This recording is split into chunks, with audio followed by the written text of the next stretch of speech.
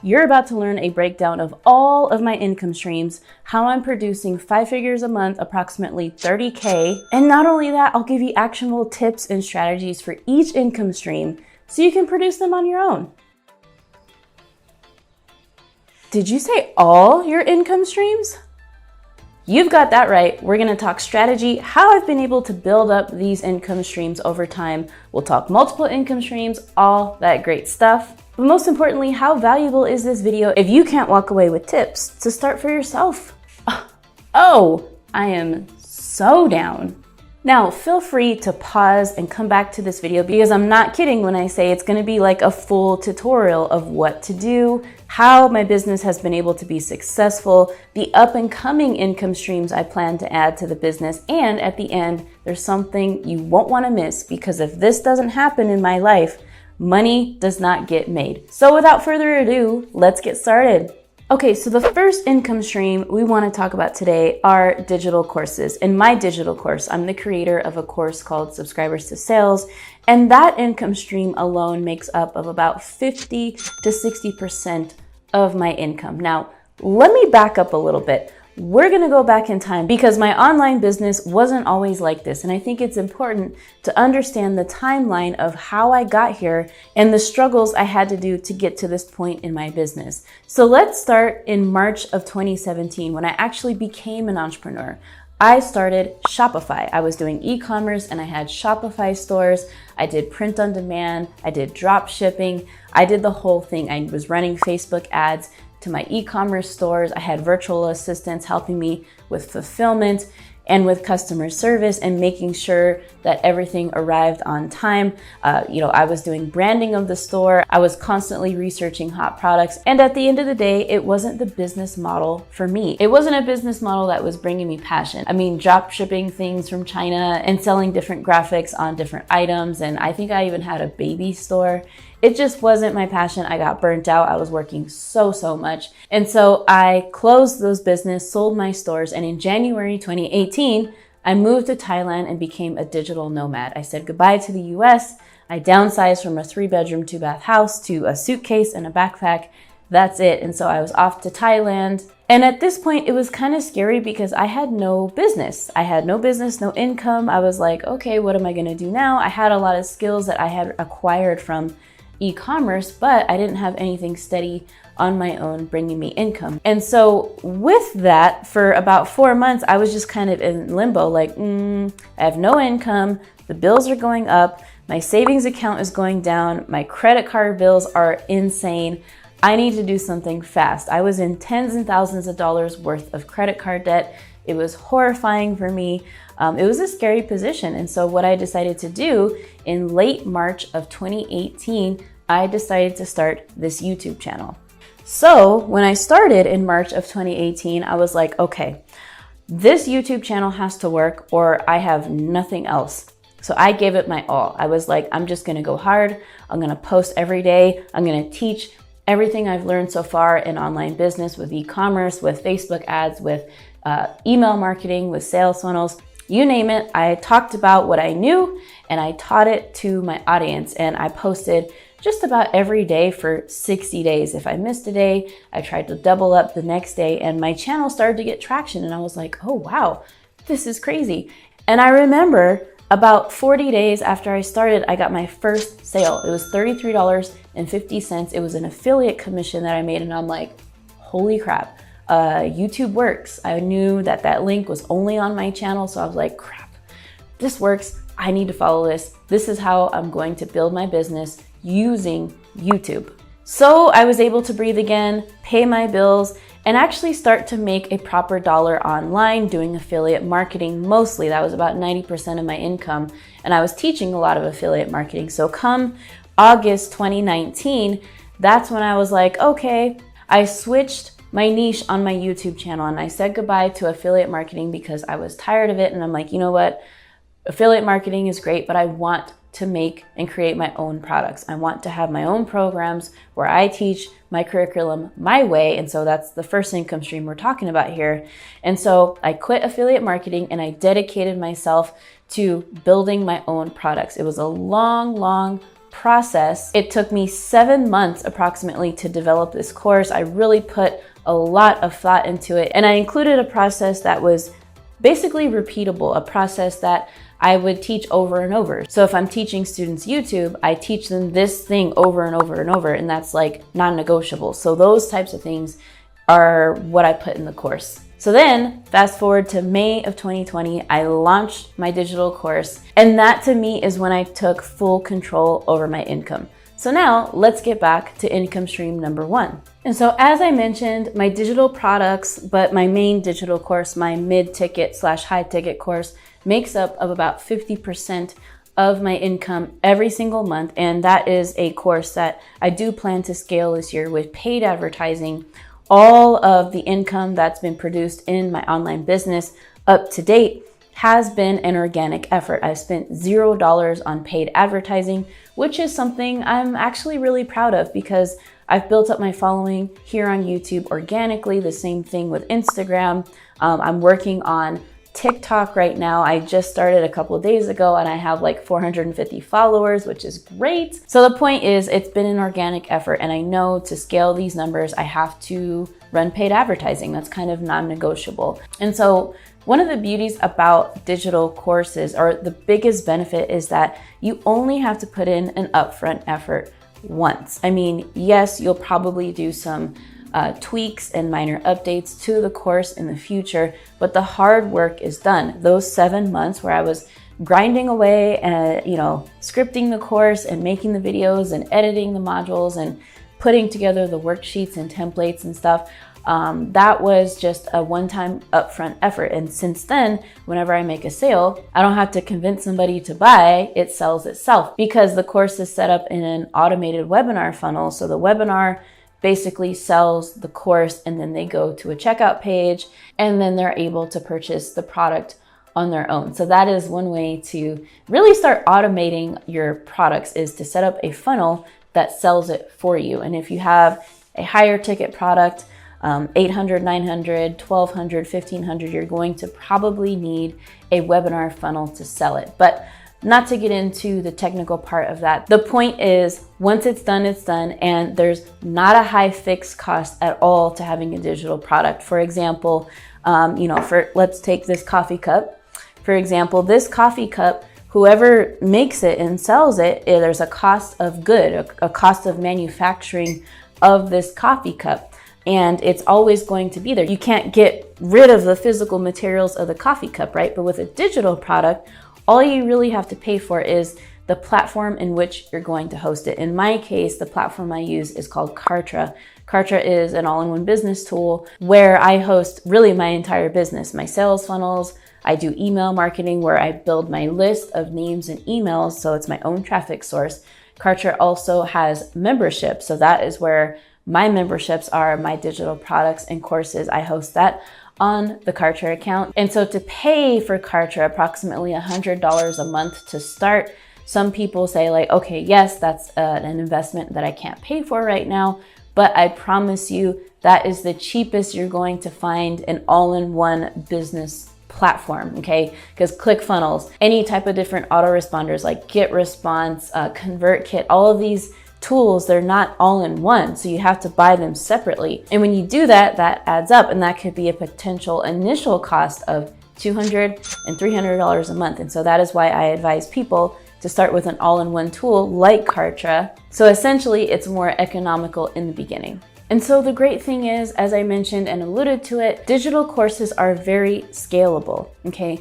Because it just has one fixed cost across the board, you can sell as many as you want, and the cost of good or the manufacturing cost doesn't exist. So you can scale, and the fixed costs just stay flat, and the profit margin increases. So that is what's really great. If you're considering creating a course, I would highly recommend doing it. Start with knowledge that people are always asking you to do. So maybe you are really good with manifestation, energy healing, tarot card reading, podiatry. Maybe you are an app builder. You know how to build applications. Maybe you are a horseback rider and can teach equestrian things. Maybe you're really good in the stock market and know a lot about investing and trading. You can teach about that. Really, the sky is the limit. And this billion-dollar industry of online education is not going to get smaller. It's only going to grow. So you might as well, dip your fingers in the pot and take advantage of that billion-dollar industry. And so you might be thinking, okay, Marissa, but how do I figure out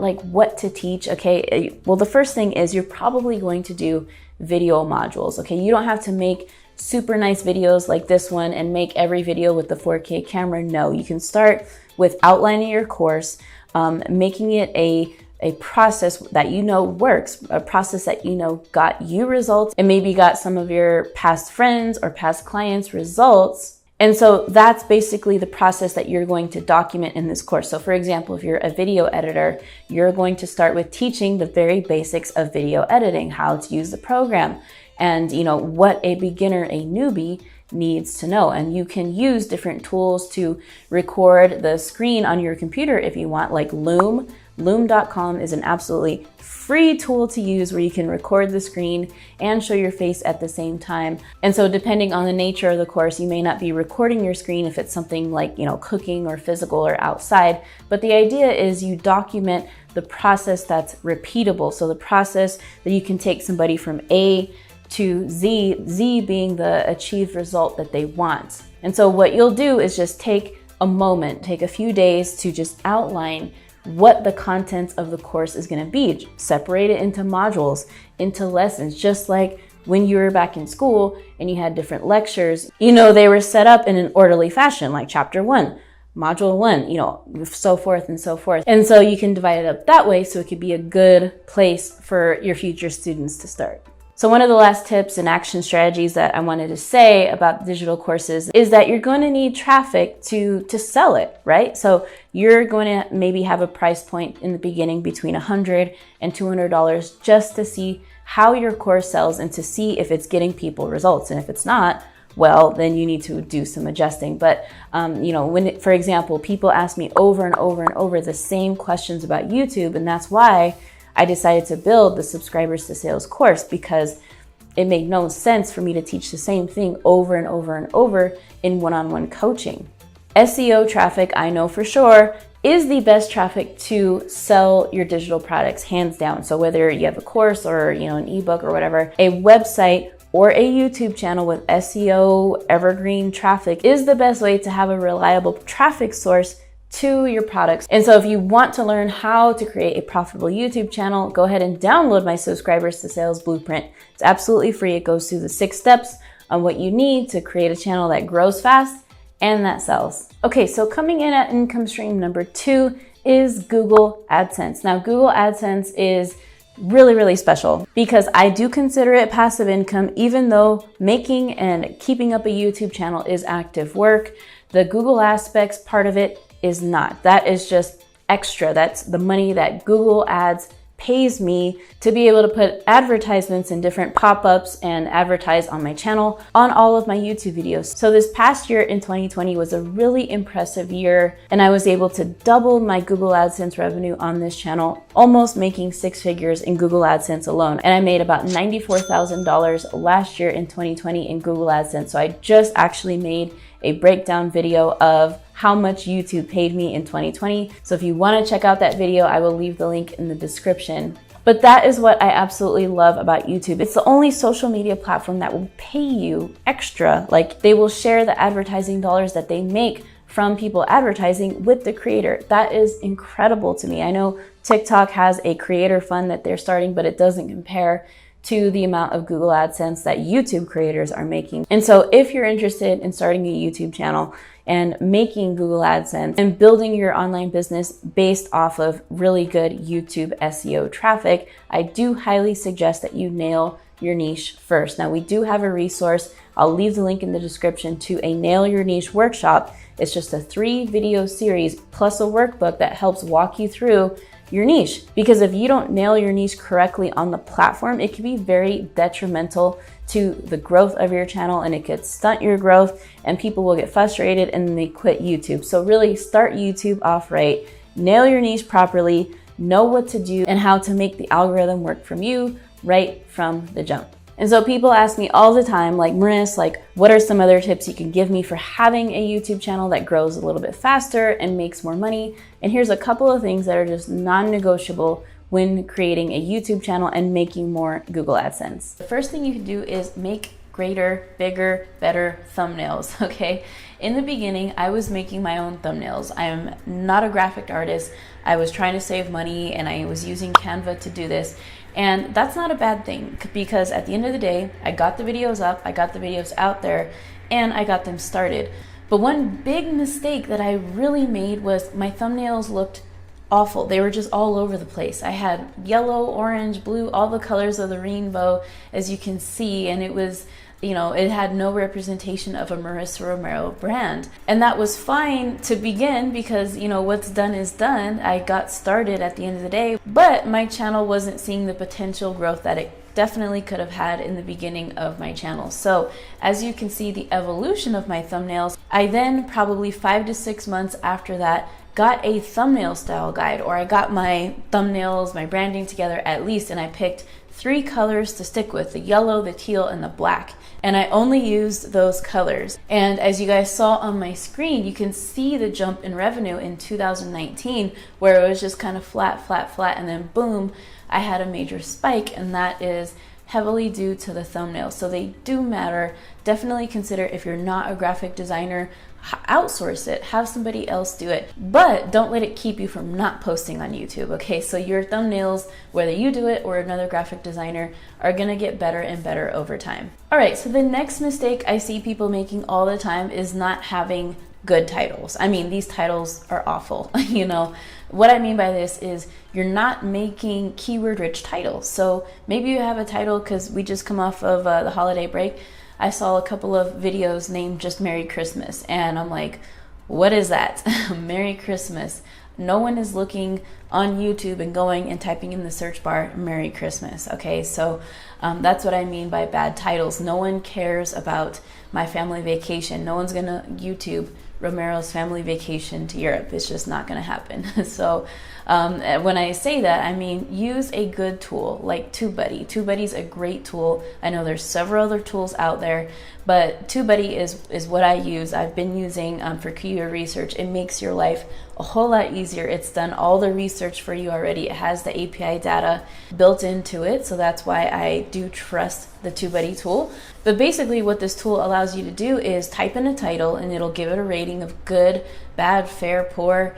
And from there, you can really like reverse engineer a good title. It'll also give you suggestions of other titles. It'll show you what other videos are popping up in the first page for YouTube. So then you can get motivation from other people's titles. You could even use a high performing title. So if I'm looking up, 6 ways to bake a donut or something like that, and I see a winning title, like X amount of ways to bake a donut for beginners, check this out, or something. Maybe you want to model after that title. So a tool like TubeBuddy is going to give you a really great clue to really stuff those keywords in the title so that the YouTube algorithm will have a really good idea of who to put your videos in front of. Like, the times are over when you can upload a channel about randomness and whatever you want and a whole bunch of things that don't really make sense. So if you are in personal finance, stick to personal finance. And you might be thinking, well, Marissa, if I niche down, I might be limiting myself, right?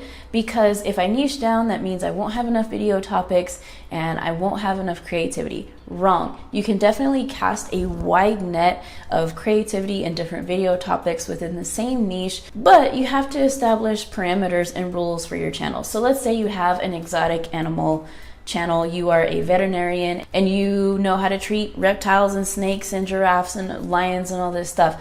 That is an example of a sub niche. You're a veterinarian who helps exotic animals. That's a perfect example of how you can really niche down. However, you can still have a wide range of different topics because you can talk about lions, tigers, bears, oh my, and snakes. And I'm sure there's many different things that you can do, cool different types of content and footage you can take with that type of niche. But the point is, this doctor, this veterinarian isn't talking about pediatrics, this doctor isn't talking about fitness, this doctor isn't talking about meditation and yoga. No, this channel is dedicated to a veterinarian who helps exotic animals. So again, if you've been struggling with your niche, I highly advise to check out the Nail Your Niche workshop. in the description below. Okay, so on top of your niche, your thumbnails, having YouTube really suggest you with traffic, it's also really important to keep retention. Watch time. Watch time is so important on the YouTube platform. So when you're scripting for success and planning your videos, you want to make sure that you have some really cool elements in the introduction of your video. Let's check out this video that is currently going viral on my channel. It's got over 50,000 views within a week's time after publication. And if you look at the retention graph, you notice in the first minute that I have about 70% retention of people that are still watching my video at the minute mark. This is huge because you want to aim for about 70 to 75%, because when you have a video that's holding your audience's retention and it's a quality video, that means it's a sign that it's going to go viral. Now, viral for different channels means different things. For example, if you have 500 subscribers on your channel, a viral video for your channel might look like a video that has 10,000 views within a month, something really high for the size of your channel. For me, a viral video may look like having a video with 500,000 views since I have 150,000 subscribers. And so you may be thinking, okay, well, what are some ways that I can hold the retention of my audience? Simple. Here's a couple things that you can do to put into your videos where you don't need to be a cinematographer or anything like that. The first thing you can do is use B-roll. B-roll is footage that pops up on the screen as you're narrating what is going on. So it's showing a clip of me in Peru. Instead of me talking about it, I'm showing you my trip to Peru with B-roll. The next thing you can do is pattern interrupts, where the screen like zooms in, zooms out, and it keeps the attention because I don't know why it does. It just does. If you've seen other videos with pattern interrupts, you kind of just understand why, right? The other thing you can do is add light, copyright-free music to your videos. Music in the background is always good, but don't make it too loud to where it drowns out your voice.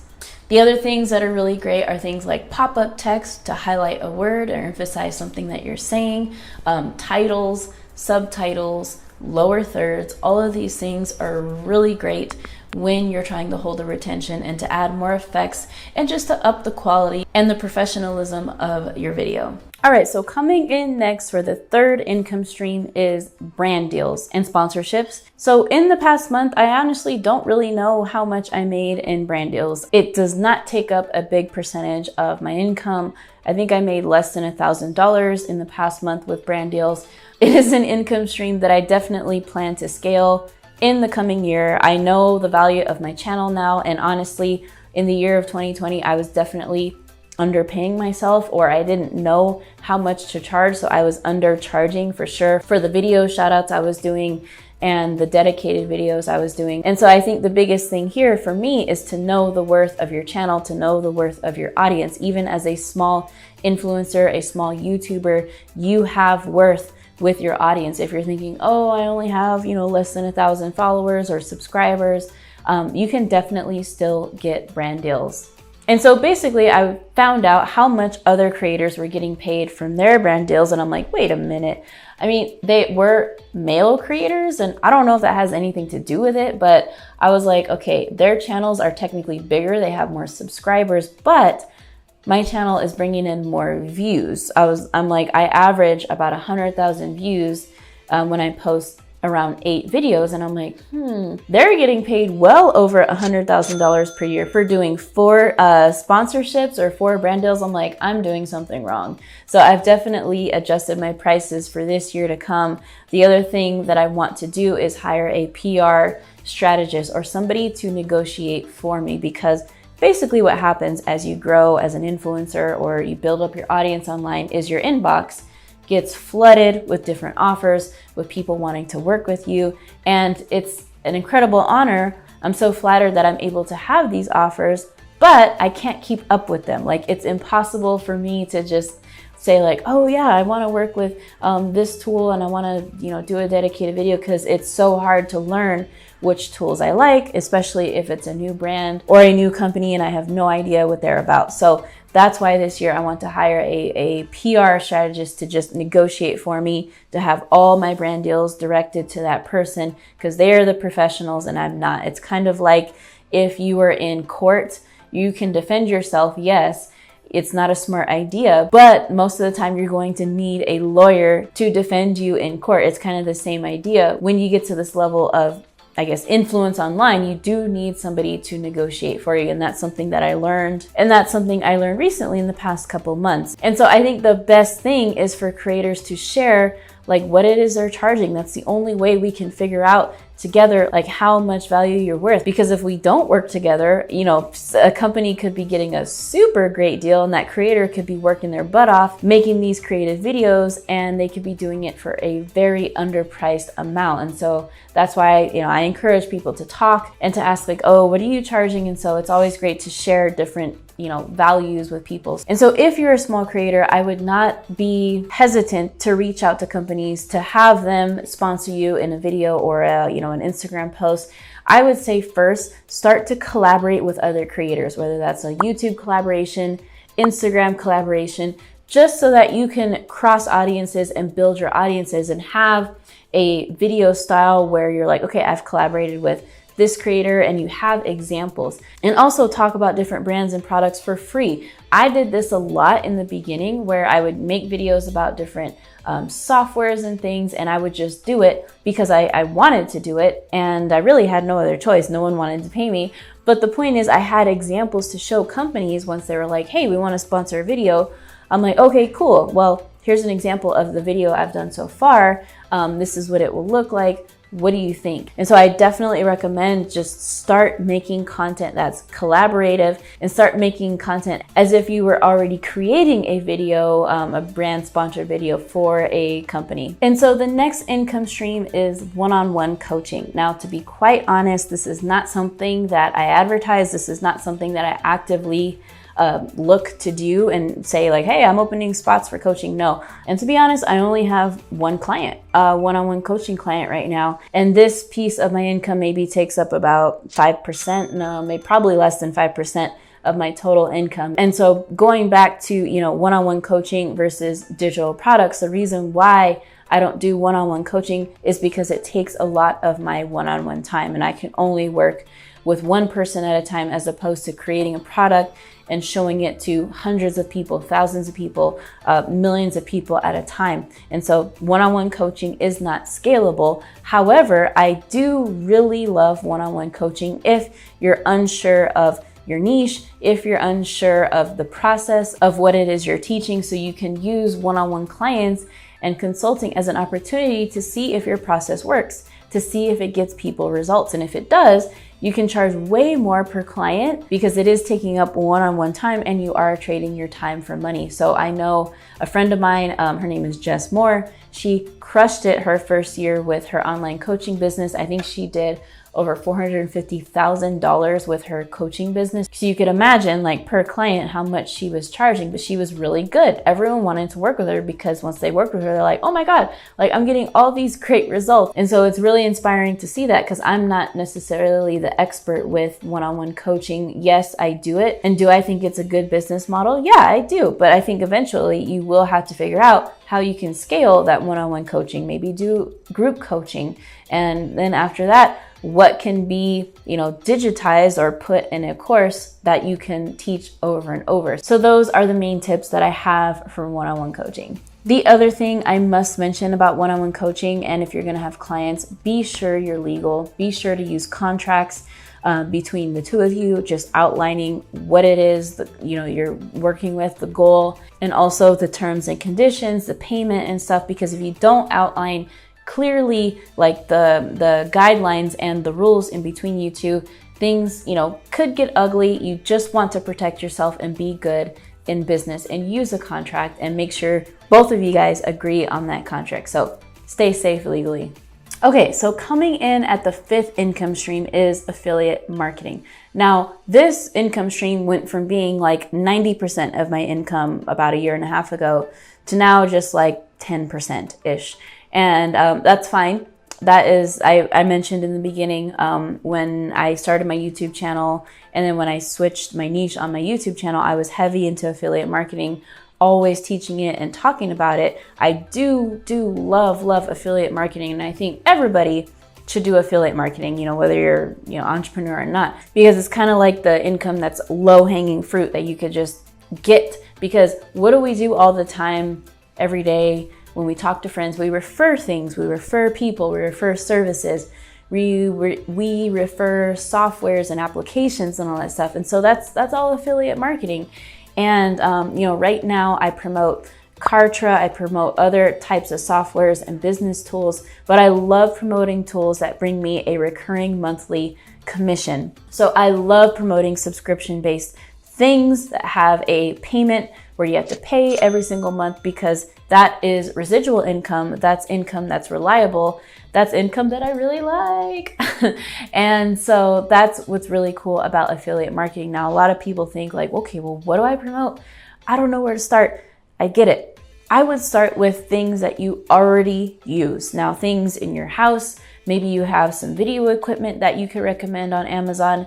Maybe you have a blender and you're a fitness coach that you could recommend and talk about. And you know, it's this really cool blender on Amazon. But the point is, start with what you use and have, because that is how you'll start to make your first sale and get comfortable of marketing another product to another person. And so that brings up a really big point for me, is you really need to believe in the product you're promoting. If you're just promoting a product just because, you know, to make commissions, that's not good. Okay, that's not good for your brand. That's just not good. It's not a win-win situation. And so I say really believe in the product, learn it in and out. So maybe you are in the dog walking or dog training community and you have a Instagram or a YouTube channel about it. And let's say you recently took a dog training course or something like that.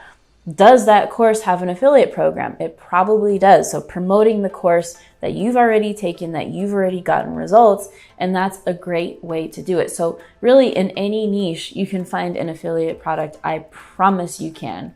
And then so people ask me, it's like, okay, well, how do I really make good money doing it? And that is when funnel building comes into place, where you build a funnel around the product that you're promoting. So you build a landing page that has an opt-in, okay? And then you would build a thank you page. And on that thank you page, either you or maybe you would create a different type of video. It would talk to people about what to do next and about this affiliate product that you're going to show them. And then on that thank you page / we call it a bridge page, because it bridges them from, you know, the landing page to the product, and you're in the middle. So you tell them like, hey, click on the link below. And then with the button that they click on, that's going to be your affiliate link to the product. Or the, you know, just about every affiliate program has a sales page that they can give you a certain code for. So you'll have your own affiliate ID on that sales page. And that is how they're able to keep track of the affiliate commissions.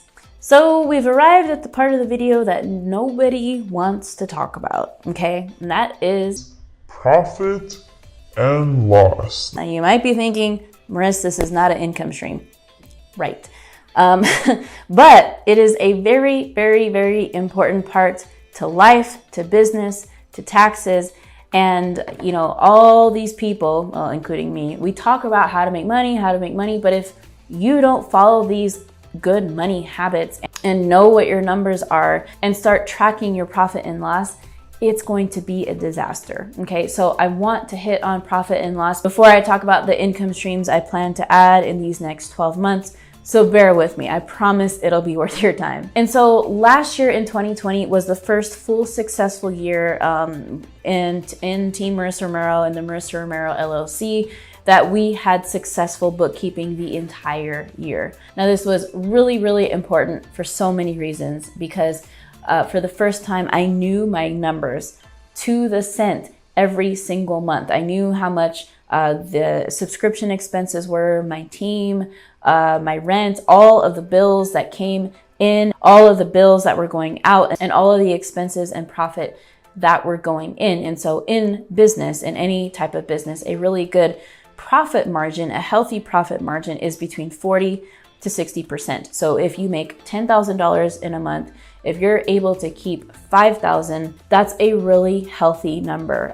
If your profit margin is only 20% or less, you definitely have to do some adjusting with your expenses and evaluate where you can cut back on costs and start to save more of the money that you're earning. Because the number one rule for good money habits is to pay yourself first. At least pay yourself 10% of what you are making. So if you're making $5,000 a month, 10% was 10%, 500. You're gonna put away $500. You're not going to touch it. And this is how the wealthy build wealth. This is the number one principle that they go over in the book called The Richest Man in Babylon. They talk about paying yourself first. And I already talked about knowing your numbers, and being able to make decisions based on knowing your numbers is a really incredible habit to get into. And so that brings me to my next point about profit and loss and money habits. And that point is, if 2020 taught us anything, we need an emergency fund. I know I didn't have an emergency fund last year. An emergency fund is basically 3 to 6, preferably 6 months of money, liquid cash saved up. So if something happens, if we have a COVID-19 worldwide pandemic and everything goes to shit, we have an emergency fund that we can at least fall back on for 6 months. So let's say your expenses are $3,000 a month. You should have an emergency fund between $12,000 and $18,000 liquid cash in your savings account. Okay. So I, this year, am building up my emergency fund. My goal is to build an emergency fund up to 9 months, even a year. Just having that security. And a lot of people will argue with that, save money makes no sense and blah, blah, blah. And, you can't do anything with money in the savings account. But you can, because that money is going to be your emergency fund. That's going to be your foundation of making, different investment decisions. And that money is going to be instrumental if you want to invest in the future, if you want to buy a house, if you want to invest in, whatever it is you want to invest in. That is where the emergency fund will come into play, because right now everyone's talking about Bitcoin again, and Bitcoin's going to rise to $400,000 a Bitcoin. And I'm like, yeah, it'd be great to invest in Bitcoin, but I'm not going to, because it financially does not make sense for my situation. I just got out of debt last year, and I'm in a comfortable position where I just want to breathe, and I just want to build up the emergency fund and be at that comfortable position to where if something happened in my business and I lost it all, I have some breathing room and I won't be worried for the next 9 months to 12 months. Okay, so now let's talk about the up and coming income streams that I plan to add within the next 12 months. So the first one is a TikTok creator fund. I know there's 2 types of TikTok creator funds. I don't remember what they're called, but I recently started TikTok. And if you're on TikTok, go follow your girl, Marissa Romero. I uploaded 4 videos the past week. And the reason why I'm focusing on TikTok this year is because the app, you just can't ignore the virality. If you're trying to drive traffic to your Instagram or your YouTube channel, I would be on TikTok for sure, 100%. Now, TikTok traffic, in my opinion, isn't the best, because people, when they're on TikTok, they're, wanting entertainment, they're wanting to relax, forget about their day, not think about anything important. But TikTok favors long form, a minute long. They favor long form content, and the direction that TikTok is going in is longer form. So I think that creators that have over 100,000, or I forget the metric, I really do forget, but they're going to be able to create a 3-minute long video. So TikTok is really making an effort to stay and to become a legit social media network, to be up there with Facebook and to be up there with Instagram as a credible social media. And so I decided to hop on TikTok. My goal this year is to get 1 million followers on TikTok. I honestly think it is very, very possible. So check me out on TikTok if you haven't yet. And what kept me from not wanting to do TikTok for so long was that I just was so confused. I'm like, I'm not going to dance. Everyone on TikTok is in high school, not my audience. And I was like, yeah, I'm not going to do it. I can't figure it out. I can't figure out how to make a TikTok video.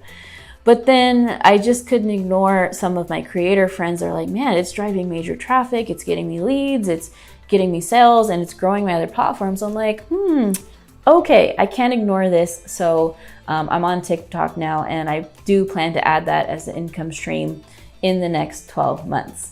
Okay, so the next income stream that I plan to add is merchandise or print on demand. So YouTube merch. When your channel as a creator hits 10,000 subscribers, you're able to then connect a Teespring store for free to the YouTube channel and sell your merch. So whether you're selling your logo or different quotes or different designs on t-shirts and cups and whatever Teespring has, you can sell those products directly below your YouTube video. It is super cool. So I've been wanting to sell merch on YouTube for a while. This year, I'm making a point to add that for sure. Do I think I'll be a millionaire off my YouTube merch store? Probably not, but I really want to sell merch. I think it's super cool. I want to wear it during my YouTube videos, and I think it's awesome. The other income stream I plan to add, and I don't really know if it's an income stream, but I want to learn and get involved with the stock market and dividend paying stocks. And more so, it's not really something that I plan to have make me super rich, right? Like Warren Buffett, dividend paying stock rich. No, I really just have a strong curiosity for the stock market, and I really want to invest in learning and how it works. I really do. It's something that definitely fascinates me, and it bothers me that we weren't taught this in school, and it bothers me that I know nothing about the Dow Jones and the blah, blah, blah, blah. I'm like, I don't know anything, and I want to.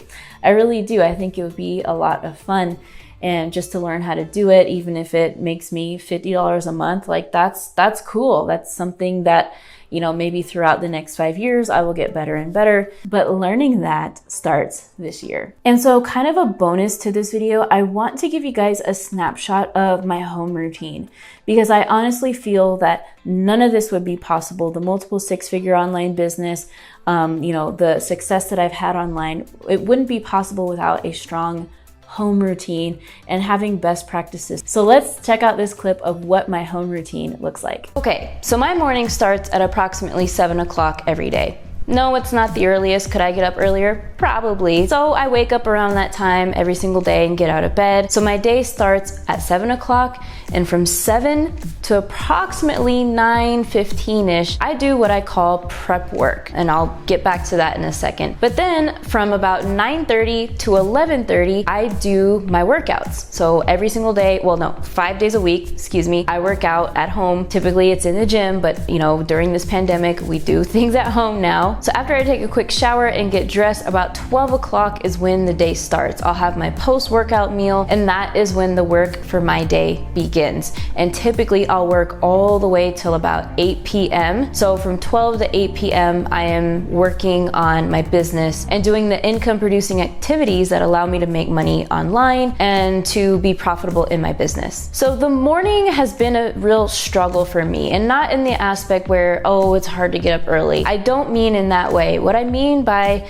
the morning has been hard is it's been hard to focus. So before, I would just wake up and immediately head to my computer and start working. That does not work, because when I see something, when I see an email, when I see a negative comment, when I see different posts on Instagram, other people control my morning and start to control my day. Other things that are not relevant to the productivity of my day are having a huge impact the first hour of my day. So that's why I don't even touch work the first 4 hours of my day. And so one of the first things I'll do after I get out of my room is I'll walk to the kitchen, drink a big glass of water, because your body's been dehydrated throughout the night. So then I will calculate my food for the day, and you might be thinking, what the hell? Calculate your food?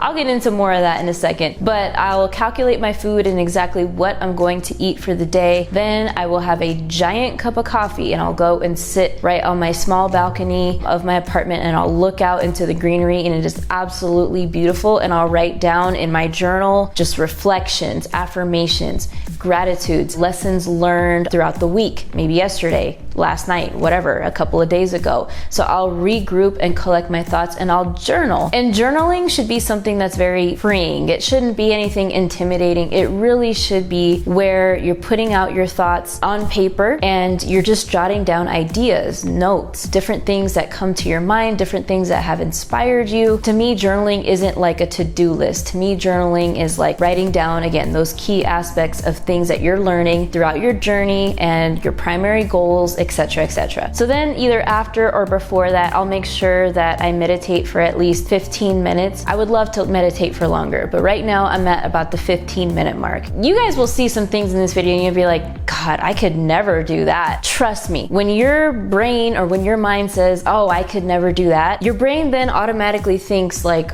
well, can I do that? Could I incorporate that into my life? I have friends right now, they're religious about meditation. Some meditate an hour a day. Some meditate 2 hours a day. And I'm like, God, I don't have time for that. I could never do that, but I want to get there and eventually I will. And so I've looked at other routines of other people and I'm like, man, I don't know how I could ever manage that. But then here I am doing it. And so when I go and meditate for a little bit, this is my time to meditate and also maybe listen to 10, 15 minutes of an audiobook if I have an audiobook at the moment, and at the moment I do not. So I feel like a bad entrepreneur, but I definitely will be choosing my next audiobook to listen to and read daily. So I mentioned about calculating my food. What I did recently, approximately 4 weeks ago from the making of this video, I hired a strength and nutrition coach from Precision Life. My coach is actually American, but we're all here in Medellin, Colombia together. There's like a group of entrepreneurs that are here, which is super cool, especially during the quarantine. We could all hang out at each other's houses, but I hired him because I needed a change. When my YouTube channel got hacked and deleted, the one you're watching right now, you can check out all the details of the video in this video right here. It was a very dark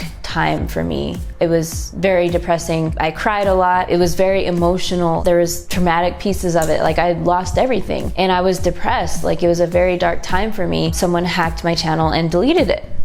And so during that time, I developed really bad habits like emotional eating. I wouldn't work out. I would just be super sad all the time. And you know, I would go like all day sometimes without eating. Then I would eat like a super double cheeseburger and fries with Oreos or ice cream. I would always eat really sugary snacks at night right before bed. And I'm like, you know what? I was gaining weight. I'm like, I need to make a change. So fast forward, after I did get my channel back and after I got back on my feet and got some wind behind me, I'm like, I need to prioritize my fitness and my nutrition because health is literally wealth. If you're not healthy, that's tough, right? We all want to live as long as possible. So I calculate my macros. So I calculate what I'm going to eat every day. So my coach has given me a prescribed amount of protein, fats, and carbohydrates every single day. And so a good friend of mine here developed a spreadsheet where you can just kind of punch in the numbers of, let's say you're eating 150 grams of chicken, 300 grams of sweet potatoes, like all of your whole foods that you're going to calculate for the day. I take approximately 10 to 15 minutes to calculate my food. Then I weigh my food, and then my partner, he's the one who cooks the food. I don't cook. And since I've implemented this change about 4 weeks ago, it's been an incredible thing because I feel better, I sleep better, I have way more energy, I've lost weight, I've lost over 2.5% body fat or something like that. I don't have cravings for Oreos at night anymore, and it's been incredible. And the old me would be like, you kidding me? Weigh my food? Like that's too much work. That's way too much hassle. But once you figure it out and you figure out a process and a system for what you're doing every single day, it gets so much easier. That's what life is about. It's a big fat process of developing different things and systems into your life so that you can simplify different things in your life, whether that's being a mom, whether that's being a business owner, whether that's, capitalizing on your fitness and nutrition every single day. There's always a way to streamline what you're doing and to do it more efficiently and to do it faster. And so since the recording of that video nearly 6 months ago, not much has changed except for the fact that now David, my partner, does not cook my food anymore. We've hired a chef and I've outsourced people doing my macros for me. So really that whole cooking thing is outsourced. I'm just not good in the kitchen. And so that's been pretty incredible. The other thing is now in Medellin, Colombia, the gyms are back open. So you'll see me now working out at the gym approximately 5 days a week. My rest days are on Thursday and my other rest day is on Sunday. And so those are the two main things that have changed. The work up here, the mental fitness work doesn't stop. I've started reading books on Audible. My goal this year is to read 4 books. I'm currently reading The Road Less Stupid. And so they're not giant reading goals for this year. They're just, I want to read 4 books. Last year I read 2.5. So anyways, that's a snapshot of the income streams, the home routine, the income streams I plan to build. If you're still here, you crazy. No, I'm just kidding. You're not crazy. I love you. So I invite you now to continue learning and growing together. If you're looking for resources to help you start your online business, let's check out this next video coming up, which is about 17 websites to create $300 a day online. That video starts here Click right here, right now. We'll see you there. Whether you're living La Vida Loca, traveling all around the world, playing in the water, playing in the waves, or whether you're stuck at home in quarantine, wanting to make an